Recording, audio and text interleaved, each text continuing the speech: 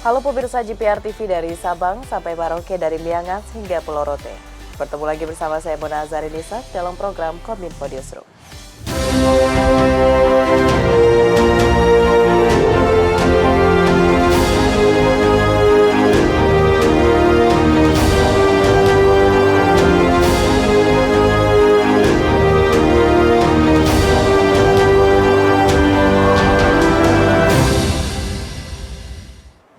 Pemirsa, kita ke informasi pertama. Presiden Joko Widodo meresmikan proyek strategis nasional Tangguh Tren 3 yang berada di Teluk Bintang, Provinsi Papua Barat. PSND menyerap sebanyak 70% tenaga kerja dari Provinsi Papua dan Papua Barat, serta mampu meningkatkan produk tahunan LNG menjadi 11,4 juta ton per tahun.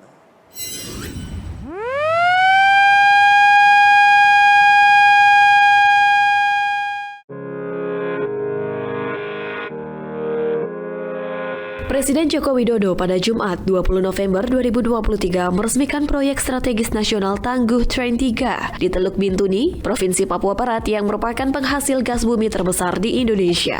PSN ini dibangun dengan investasi 4,83 miliar US dollar atau senilai 72,45 triliun rupiah. Presiden menyebutkan dengan adanya proyek Tangguh Tren 3 ini akan meningkatkan produksi tahunan liquefied natural gas menjadi 11,4 juta ton per tahun dan berkontribusi signifikan untuk mendukung target produksi gas 12 standar kaki kubik per hari pada tahun 2030.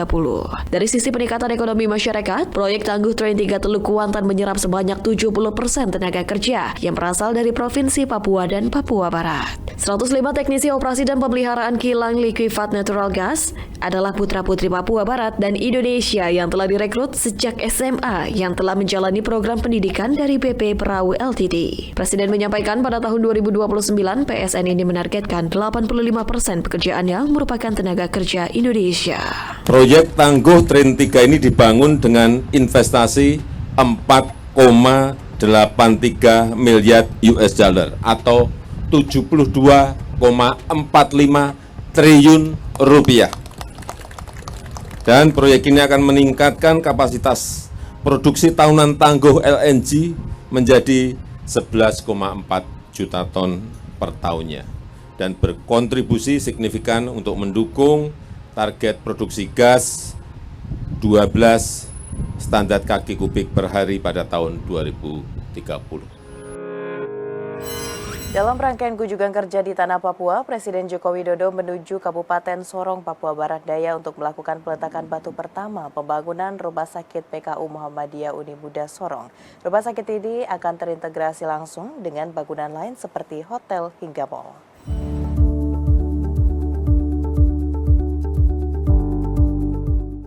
Presiden Joko Widodo lakukan kunjungan kerja selama 3 hari ke Tanah Papua. Dari banyak agenda, salah satu agenda Presiden yakni peletakan batu pertama pembangunan Rumah Sakit PKU Muhammadiyah Uni Muda di Sorong, Papua Barat.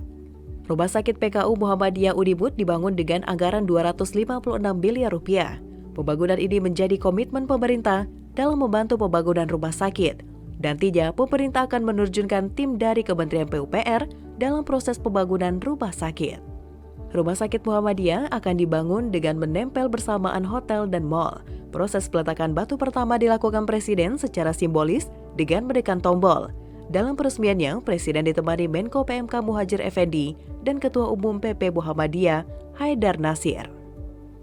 Saya melihat belum pernah ada amal usaha PP Muhammadiyah yang gabungan mal, hotel, sama rumah sakit. Ini pertama kali di Sorong. Habisnya 256, bukan juta, tapi miliar.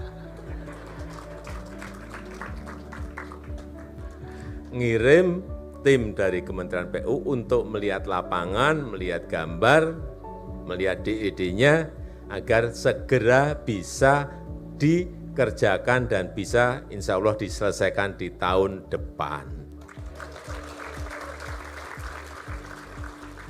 Kalau APBN-nya memungkinkan.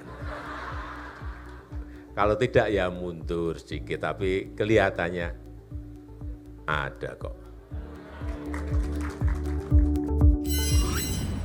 Presiden Joko Widodo melakukan groundbreaking proyek strategis nasional kawasan industri pupuk Fakfak di Kabupaten Fakfak, Provinsi Papua Barat. Presiden Jokowi berharap agar pabrik pupuk tersebut dapat memiliki kapasitas produksi hingga 1,15 juta ton pupuk urea dan 825 ribu ton amonia setiap tahunnya. Mengucap Bismillahirrahmanirrahim, pada sore hari ini groundbreaking peletakan batu pertama proyek strategis nasional kawasan industri pupuk Fakfak secara resmi saya nyatakan dimulai. Presiden Joko Widodo melakukan groundbreaking proyek strategis nasional kawasan industri pupuk Fakfak di Kabupaten Fakfak, Provinsi Papua Barat pada Kamis 23 November 2023. Dengan adanya proyek yang memiliki nilai investasi kurang lebih 30 triliun rupiah tersebut, saat ini kawasan timur Indonesia memiliki industri pupuk sendiri. Lokasi kawasan industri pupuk Fakfak tersebut berdekatan dengan sumber suplai gas dan kedepannya dapat mendukung rencana pembangunan lumbung pangan di Papua. Selain untuk memenuhi kebutuhan pupuk di wilayah Papua, serta menyuplai pupuk untuk lumbung pangan yang telah direncanakan, PSN kawasan industri pupuk Fakfak ini juga dinilai dapat menopang kebutuhan pupuk di wilayah Indonesia Timur seperti Maluku dan Maluku Utara. Presiden Joko Widodo berharap agar pabrik pupuk tersebut dapat memiliki kapasitas produk hingga 1,15 juta ton pupuk urea dan 825 ribu ton amonia setiap tahunnya. Para petani juga mendapatkan kemudahan dalam memperoleh pupuk baik dari segi akomodasi maupun pembiayaan, serta sebagian dari hasil produksi nantinya dapat diekspor hingga ke Australia. Tidak hanya urusan beras saja, urusan gula, urusan kedelai, dan jagung, dan lain-lainnya yang kita memang masih tergantung negara lain. Sebab itu ini menjadi bagian yang sangat penting karena pupuk itu akan meningkatkan produktivitas tanaman yang kita tanam, baik itu padi, baik itu tebu, baik itu jagung, semuanya membutuhkan pupuk. Dan memang wilayah Indonesia bagian timur itu belum ada industri pupuknya, sehingga memang harus dibangun di sini agar lebih efisien transportasinya, agar lebih murah harganya untuk para petani. Ya. Kita ke informasi lainnya pemirsa, Menteri Luar Negeri Retno Marsudi bersama dengan Menteri Luar Negeri Oki berkunjung ke dua negara, Inggris dan Prancis, untuk menindaklanjuti KTT bersama Oki Liga Arab yang diselenggarakan di Riyadh pada 11 November lalu untuk penggalang dukungan bagi penyelesaian masalah Gaza. Menlu Retno Marsudi menyoroti pentingnya penghormatan internasional humanitarian law terkait perang Israel terhadap Gaza.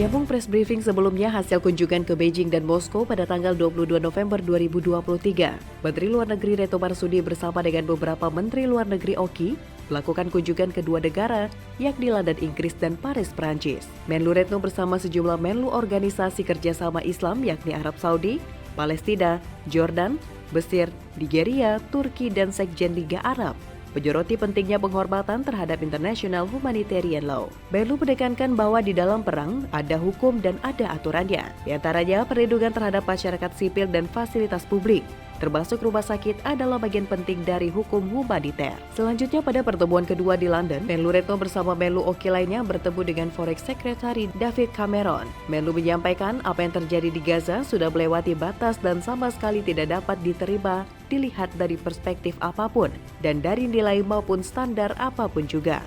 Oleh karena itu kekejaman harus segera dihentikan.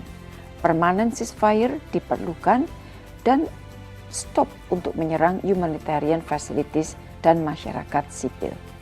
Saya juga sampaikan bahwa apa yang terjadi di Gaza bukan hanya terjadi sekarang ini, namun sebuah kelanjutan dari ketidakadilan terhadap Palestina, sebuah kelanjutan dari pendudukan ilegal Israel, dan kelanjutan dari keinginan Israel untuk menghilangkan Palestina. Indonesia mendesak Dewan Keamanan PBB untuk menunjukkan tanggung jawab moral untuk memperjuangkan keadilan dan kemanusiaan. Pemirsa, usai jeda pariwara kami akan kembali dengan informasi lainnya. Tetaplah bersama Kominfo Newsroom.